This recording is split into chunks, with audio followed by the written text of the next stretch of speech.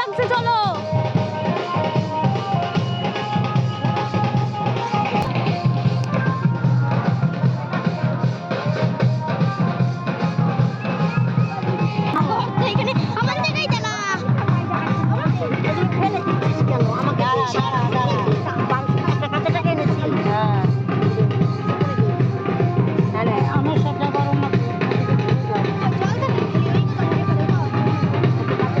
তো গাইস, এতক্ষণ ভিডিওটা দেখে আশা করি বুঝতে পেরে গেছেন মেয়ের জন্য জল তুলতে আসা হয়েছে।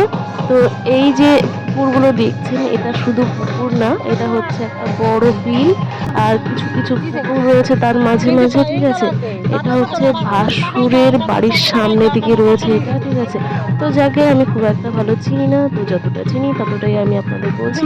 তো এখানে তো আমার বাড়ি না, তো যাকে এখানে এখন জল তোলা হচ্ছে। জল তোলার আগে গঙ্গাকে নিমন্ত্রণ করতে হয়, সেই পান পাতা আর মানে সুপুরি আর কি কি দিয়ে সব নিমন্ত্রণ করলো।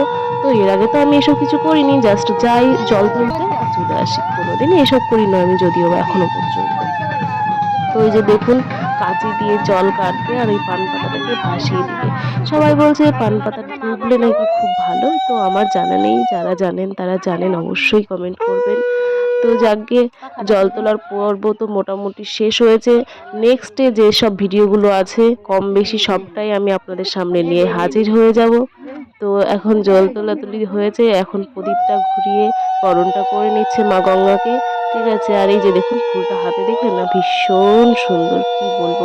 যাকে নেক্সট কোনো ভিডিওতে দেখাবে। ভালো থাকবেন, সুস্থ থাকবেন।